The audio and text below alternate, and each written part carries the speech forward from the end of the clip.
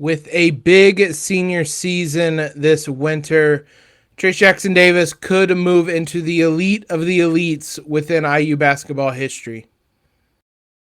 You are Locked On Hoosiers, your daily podcast on the Indiana Hoosiers. Part of the Locked On Podcast Network, your team every day.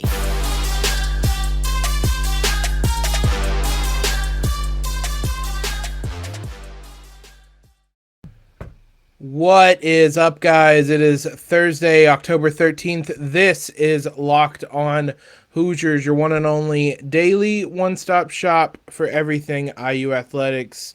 I'm your host, as always, Jacob Baroud. Big thanks to you guys for making us your first listen every day. Big thanks to BetOnline, who is bringing you today's episode. BetOnline has you covered this season with more props, odds, and lines than ever before. BetOnline, where the game starts. Trayce Jackson-Davis obviously has made his name in IU history. He's going to be remembered as one of the best big men to wear the cream and crimson, especially in the modern era. But with a really big season statistically, he could start joining some really elite clubs. And that's something I wanted to talk about first today, is just statistically where he ranks and where he could finish within IU record books. First, start off points, because he's going to finish really, really high on IU's all-time scoring list.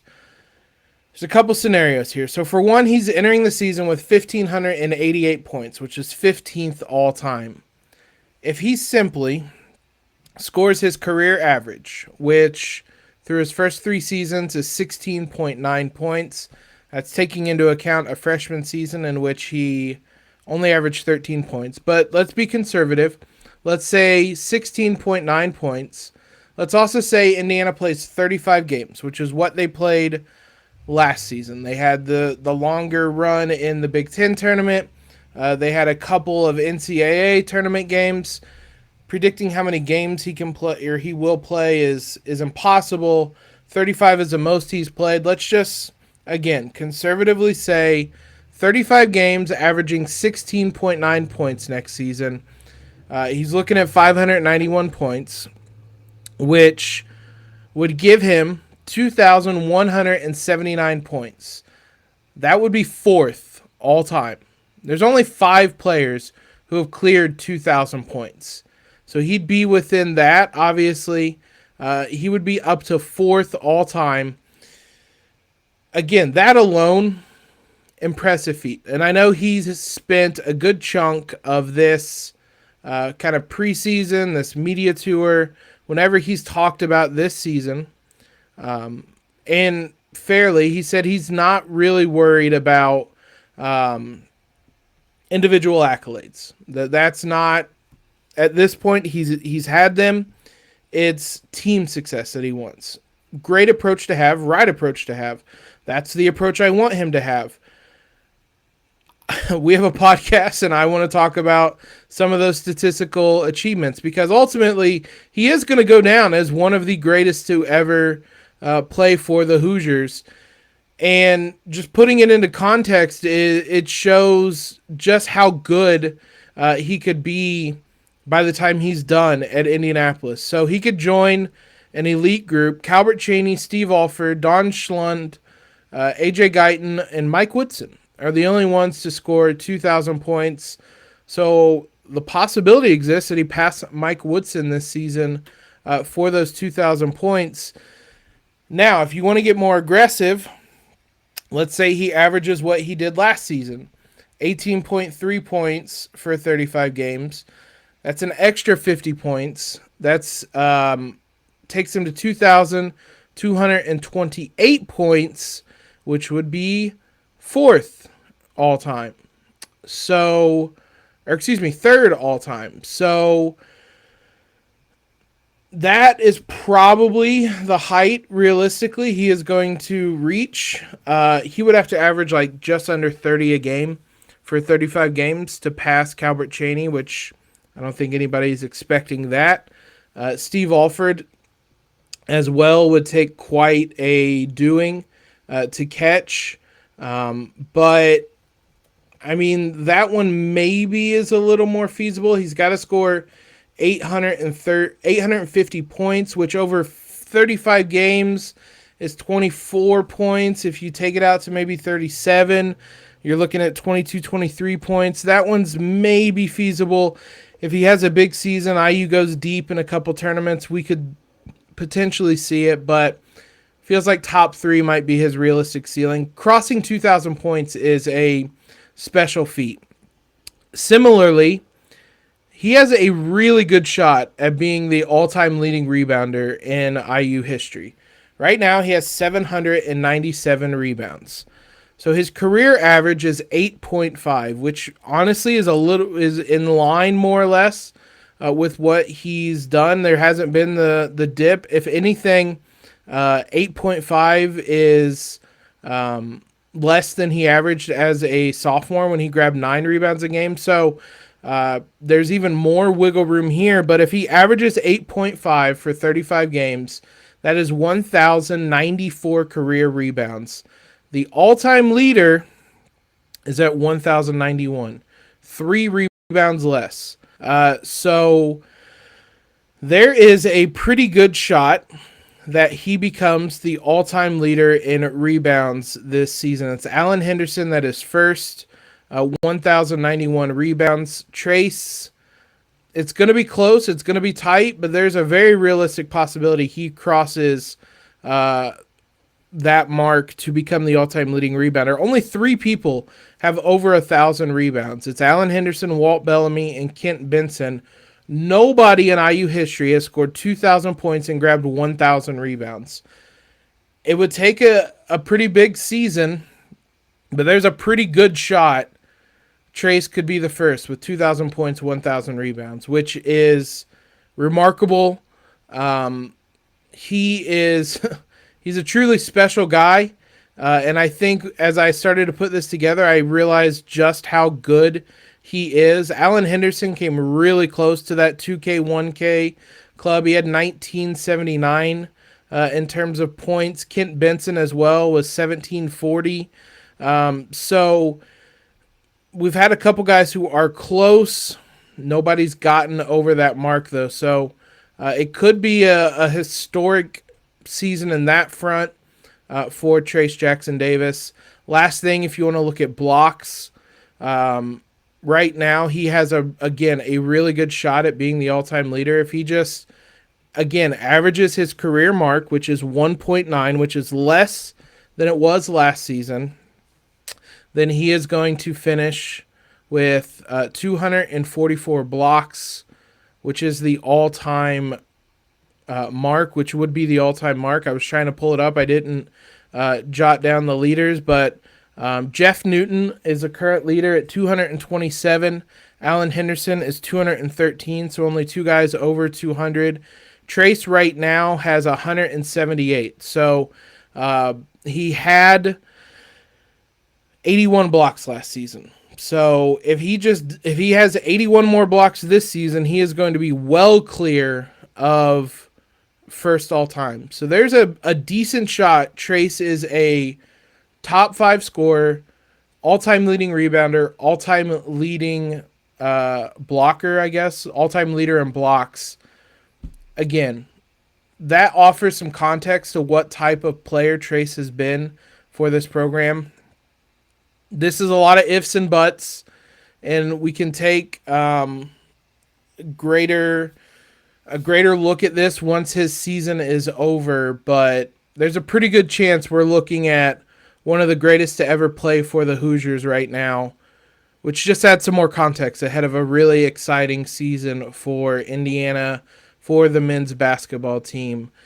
Women's basketball team is also setting up for one of its best seasons ever. Grace Berger, we'll go through and do this same exercise with her because she's set to have one of the best careers in Bloomington history as well. So, but we're going to talk about a couple different Hoosiers as part of our season preview here in a moment. Chloe Moore-McNeil, Sydney Parrish, couple of women, who will be big, important parts of the season this year.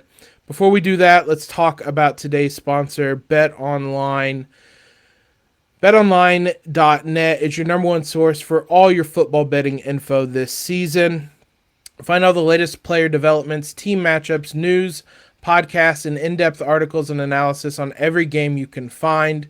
As always, BetOnline remains your continued source for all your sport wagering information, with live betting and up-to-the-minute scores for every sport out there. The fastest and easiest way to check in on all your favorite games and events, including MLB, MMA, boxing, and golf. Head to betonline.net or use your mobile device to learn more. BetOnline, where the game starts. Let's start off with Chloe Moore-McNeil when doing these two previews. And Chloe was a vital player on last year's team. We talked about it a lot during and after the season. I don't think anybody made a bigger jump from the beginning of the season to the end of it in terms of just progression and talent than Chloe did last season. A tremendously important player. When Mackenzie Holmes went down, it was Chloe, I think, who stepped up the most in terms of picking up her production. And she talked about that a little bit during IU Media Day. Just kind of realized that the team needed her. It wasn't really a moment when things clicked necessarily, but she realized how important she was and how much the team needed her. Her stats don't really do justice to how important she was because if you just look at that, 5.2 points, 2.9 rebounds, an assist per game on 42.6% shooting. None of that, I don't think, really tells how important she became for Indiana. You can look at some individual scores, and we've talked about this during the offseason. Some of the biggest games that she stepped up in, I don't think, again, anyone was bigger than the Ohio State Big Ten Tournament semifinal against the number one seed. She's thrust into the starting lineup last minute and scores 11 points, a lot of those in the very first quarter, plays 38 minutes, leads or helps lead IU to a win over Ohio State to get to the Big Ten championship game. I think that showed just how important she was to this team. She played a variety of different roles, and I think that's what's going to make her continue to make her extremely valuable this season, is just the versatility. There's a shot she could be in the starting lineup because of that versatility. Can play anywhere realistically from the 1 to the 4. She can be your ball handler. She can play as a undersized 4 if you want to go a little bit smaller. And she did that last season, played anywhere from those positions. IU lost 2 of its primary ball handlers. They brought in a number of players, but I wouldn't be surprised if Chloe has some more ball handling duties as one of the veterans who has done that. Shooting is going to be a big thing for her, for a lot of Hoosiers this year. It's not been a strength of Indiana's. Chloe did 31% last season on 2.3 attempts per game. It was spotty. It was streaky at best.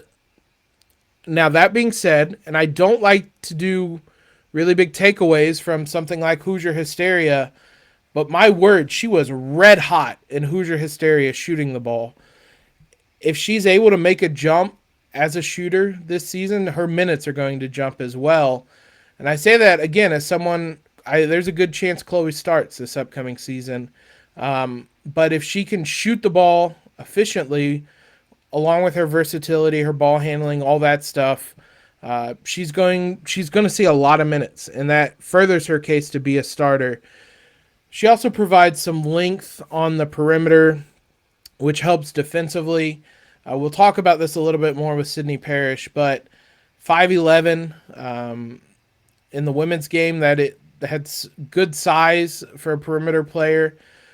She has long arms, can stay in front of people, really cause problems. At times last year defensively, she looked a little bit like an underclassman, drew some maybe silly fouls, but you would hope that with a season under her belt, as she continues in Bloomington, that those types of fouls will go away and she can be a more reliable defender. Indiana made I don't want to say necessarily made its name defensively, but had a strong reputation as a good defensive team. They lost a lot of pieces, so if they want to continue that, they're going to need players like Chloe Moore-McNeil to step up and be strong perimeter defenders this season. I think she has the physical tools to do it. Again, showed it in flashes last season. If she can put together everything she showed last season, she could be in line for a really big season and is the type of X factor I think the Hoosiers, maybe the biggest X factor, biggest breakout player. We talked about Tamar Bates a little bit in Wednesday's episode for the men's team. I could see that being a similar type of thing with the women's team, where if Chloe can really put things together, she's the type of X factor that could take Indiana over the top. Another person who you could maybe classify as an X factor, but someone who's definitely going to play a big role this season, is going to be Sydney Parrish. We'll talk about her, obviously, her decision to come to Indiana and what role she's going to play on this Hoosier team this season. So for the last 2 seasons, really, IU has really struggled as a three-point shooting team. Statistically, if you look just at the percentages, they don't look awful. 33.1, slightly below average. But IU basically identified that they were not a good three-point shooting team and just stopped taking three-point shots, which, hey, that's smart. If it's not a strength, don't force it.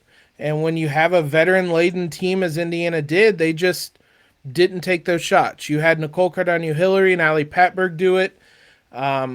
Those two were streaky shooters, had their moments when they looked really good, hit some big shots throughout the season, but that was really it. Alexa Gulbe was third on the team in threes. Again, another kind of streaky shooter. But if those are your top three-point shooters, then Nicole Cardano-Hillary's was 35%, 34% for Gulbe, 33% for Patberg. That's not great. Now, there's a number of players that are going to come in this season and be better three-point shooters statistically right off the bat. Sydney Parrish is one of them. If you look back to last season, she would have been IU's best three-point shooter. Just from a efficiency standpoint, she shot 35.4%, which is right there in line with Nicole Cardano-Hillary. But she took 147 three-pointers last year, which is almost 20 more. Excuse me, words are hard. Almost 20 more than Nicole Cardano-Hillary shot. She averaged 4.6 threes per game.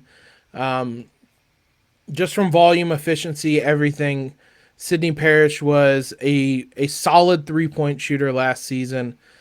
It's coming to Bloomington, and you would hope would be able to take a step forward. Now, obviously, there's going to be a lot of expectations with Sydney Parrish this season. She was a top recruit. She was an IU fan. She's returning home. She's talked about it. She was pretty honest in saying that one of the reasons she returned home is that IU's program is in a different tier, basically, now than when it was when she was being recruited by Oregon. It was a nice way of saying IU's good now, and I want to be a part of that. I don't blame her for wanting to play at the best program she can, but she's coming back now to a program that is good, and there's a certain level of expectation that comes along with that. Now, she's played at a program at Oregon that was also really good, so I don't expect that type of pressure to necessarily be too much for her or anything, but it's certainly a different type of pressure now, playing at home in Assembly Hall. Maybe that brings a certain level of comfort with her, though, a place where she's been many, many, many times before, a lot closer to home, things like that. She's going to bring shooting, and I think maybe the best part is she's not going to be the only three-point shooter this season. Sarah Scalia is someone we're going to talk about in a future episode. She's going to be the one for the Hoosiers when it comes to three-point shooting, but Parish can be one of the other top ones. It'll be interesting to see the type of looks that are created for her when she's playing with a Grace Berger, a Mackenzie Holmes, a Sarah Scalia, who's going to, all three are going to draw the attention of defenses in different types of way. I would venture to say Sydney Parrish is probably going to have a fair amount of open looks from three, And it's a lot different taking open 3-point looks than it is obviously contested ones that I'm sure she took a lot of last season. So it's a long way of me saying I think that there's a good chance her 3-point percentage jumps this season, which the Hoosiers would absolutely love and would absolutely, I don't say, maybe not necessarily need. They were really successful without 3-point shooting, but it's a huge bonus, and it adds a different element to the team that hasn't been there. Maybe something that hasn't been talked about as much is the what she'll bring to the team defensively. Sydney Parrish is, I believe, listed at 6'2", which is a lot of size for the for a guard, which is what she will be. Again, defensively, IU was good last season, really good last season. But if you think back to the types of players that were really good last season, you think back to Nicole Cardano-Hillary, who was described as a gnat, which was an apt description. She laughed about it, but you would not necessarily describe Sydney Parrish as a gnat. There's a lot of difference. There's an 8-inch difference in size there. So you could look at someone like a Pat Berg, but even then she was 5'11". Sydney Parrish is going to bring a different type of defense. Maybe not better, maybe not worse, but at 6'2", she brings some length defensively as well. That will hopefully help Indiana keep that as a reputation as a strong defensive team. I expect both these women, both of these women to play really big roles this season. Sydney Parrish is going to start. IU lost a lot in the backcourt. There's a chance Chloe Moore-McNeil starts as well. Regardless, though, these two are both going to be really high in minutes for the Hoosiers this season.